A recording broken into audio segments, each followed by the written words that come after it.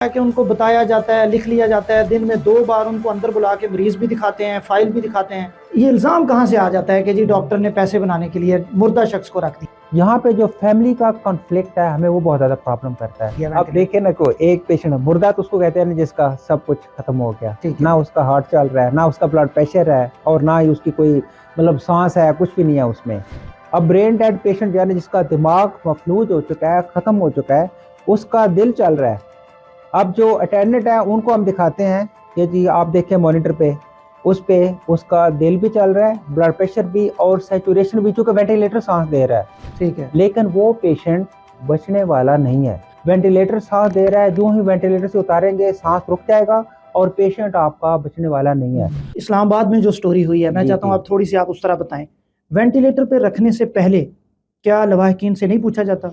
जी, जब patient critical होता है, थोड़े से ये बता दें कि स्टेप्स क्या होते हैं एक बंदे को वेंटिलेटर पे चढ़ाने से पहले। जी मैं आपको बताता हूँ। जब पेशेंट कहीं पे भी सिक होता है ना, चाहे वो गवर्नमेंट हॉस्पिटल में है या प्राइवेट हॉस्पिटल में है, उस टाइम जो एक डिपार्टमेंट है जिसको आईसीयू या एनेस्थीसिया वाला जो क्रिटिकल केयर को देखते हैं, उन लोगों को कॉल भेजी जाती है कि ये पेशेंट है, ये सिक है, लिख के, ठीक है, इसको आईसीयू की जरूरत है। अब वो टीम उसको एवेल्युएट करती है, देखती है कि क्या, तो उसमें 2 ऑप्शन होती हैं।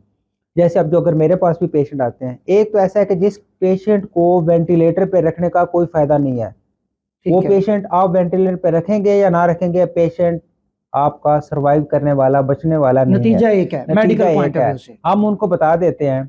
उसमें थोड़ा सा कुछ सोशो पॉलिटिकल प्रेशर भी होता है कि जी आप इसको शिफ्ट कर लें, लेकिन उसको शिफ्ट करने का कोई फायदा नहीं होता। अच्छा, वो कौन से होते हैं वैसे पेशेंट? वो ऐसे पेशेंट लाइक सीएलडी का पेशेंट है जो टर्मिनल स्टेज पे है, थोड़ा सा बताएं जरा। जो जिसका जिगर फेल हो चुका है, ठीक है, अब उसको आप रख के आपने उसको अज़ियत देनी है, उसका कोई फायदा नहीं है। ठीक है। उसके बाद आपके पेशेंट जो कैंसर वाले पेशेंट हैं, उसमें हमने टर्मिनल केयर हम प्रोवाइड करते हैं, लेकिन उसको वेंटिलेटर पे डालने का कोई फायदा नहीं है। हम उनको बता देते हैं कि इसको वेंटिलेटर पे मत डलवाएं, इसको कोई फायदा नहीं है, ना इसने बचना है, ना ही कोई फायदा होगा।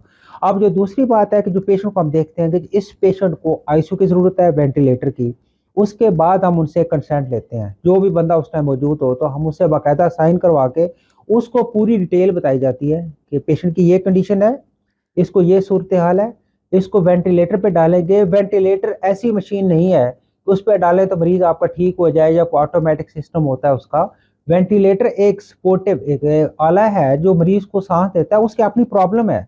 वेंटिलेटर पे डालने से मरीज खराब भी हो जाते हैं। हर मरीज को ये नहीं है कि आप डालेंगे तो आप 100% कहेंगे जी रिजल्ट आपको वही मिलेगा। अच्छा, आपने शुरू में कहा था वो कौन से हैं जिनके चांसेस बचने के होते हैं, जब आप ये कैटेगरी बनाते हैं वो जरा मुझे बताएं। अच्छा, वो ऐसे पेशेंट हैं जो आमतौर पे यंग पेशेंट हो, नौजवान बंदा जिसकी सर्जरी की कॉम्प्लिकेशन हो, कुछ उससे मतलब उस पर प्रॉब्लम हो सकती है। फिर ऐसे पेशेंट जिनको सांस की प्रॉब्लम हो लेकिन रिकवर हो सकते हो, ठीक है, बचने के चांसेस हो, जिनको ऐसे हम कुछ बीमारियां हैं जिसमें लेट्स से टेटनस है, एक जिसको तशन्नुई बोलते हैं, वो मरीज हैं बच जाते हैं। फिर उसके बाद आपके जो निमोनिया के पेशेंट हैं वो ठीक हो जाते हैं।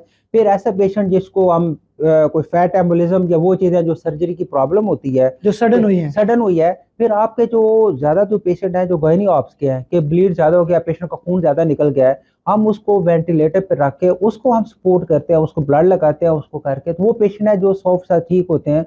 जिसको दौरे पड़ रहे हो या क्लैम्शिया जिसको बोलते हैं, वो पेशेंट है 100% ठीक हो जाते हैं। ठीक है, अब उसके बाद जब कंसेंट लेते हैं पेशेंट से, उसके बाद हम उसको वेंटिलेटर पे डालते हैं, उसको सारी एक एक चीज बताई जाती है कि जिसमें ये प्रॉब्लम हो सकती है, वेंटिलेटर बना ले, ये भी इशू हो सकते हैं।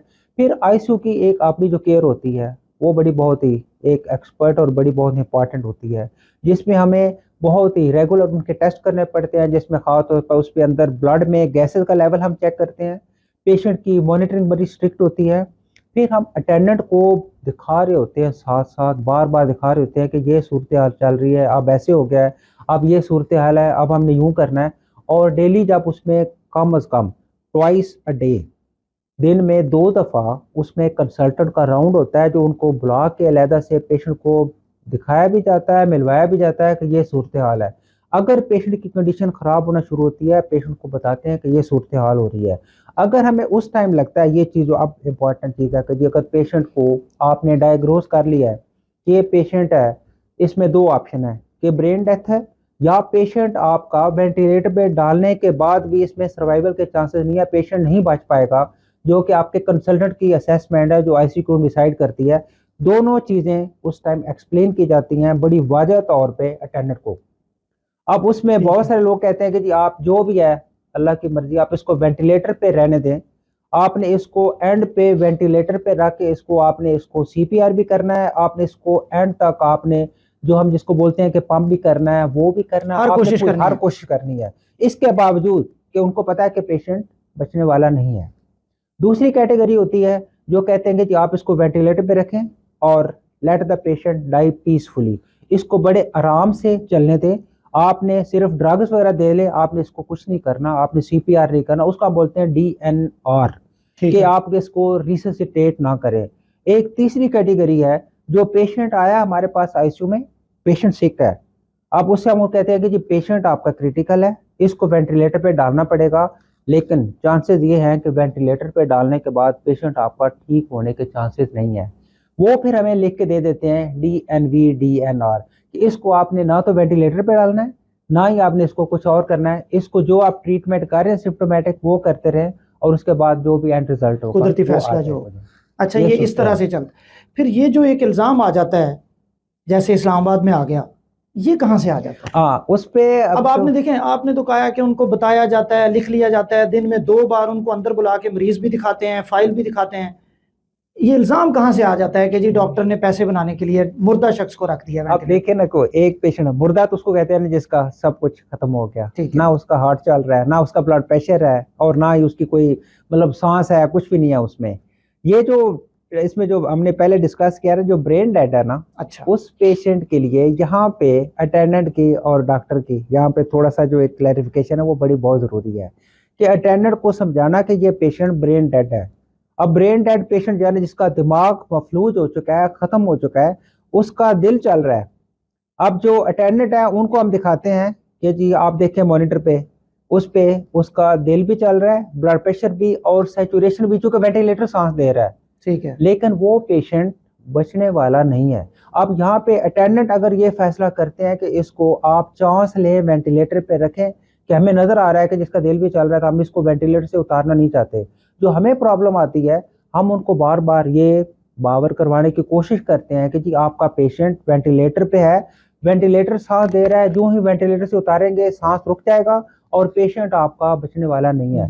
अगर तो हमें वो इजाजत दे देते हैं कि जी आप वेंटिलेटर से उतार कर इसको उतार दें, हम उसको वेंटिलेटर ऑफ कर देते हैं और ऑफ करने के बाद उसके बाद जो भी रिजल्ट होता है वो फिर सामने आ जाता है।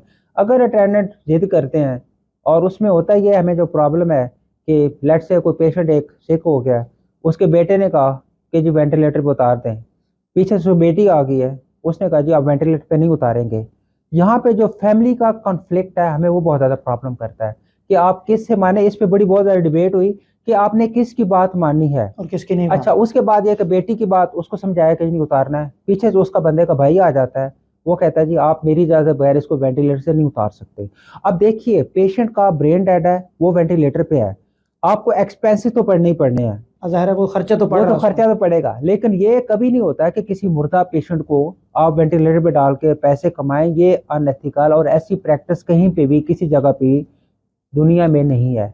ये एक बेबुनियाद इल्ज़ाम होता है, उनको अंडरस्टैंड करने में प्रॉब्लम होती है कि पेशेंट आपका ठीक है, ब्रेन मैं डेड समझ था गया। और उसके बाद इससे जो वेंटिलेटर पर रखा गया वो एक्सपेंसिव तो नताइज आपको उसमें नहीं आ सके, जाहिर है, लेकिन वो भी उनका भी दिल धड़क रहा होता है, अपना एक ऐसे प्यारा उनका होता है। बिल्कुल ऐसे। अच्छा, एक डॉक्टर साहब, मैंने इल्ज़ाम और ये सुना है कि जी हम गए अस्पताल में और वेंटिलेटर वाले जो डॉक्टर थे वो आए, उन्होंने आके देखा, उन्होंने कहा जी यहाँ हम सिर्फ नौजवानों को रख रहे हैं, आपका मरीज़ बहुत बूढ़ा है तो आप ले जाएं, इसको हम वेंटिलेटर सपोर्ट नहीं देंगे, इसको जाने दें अल्लाह के हवाले, हम सिर्फ जवानों को रख रहे हैं।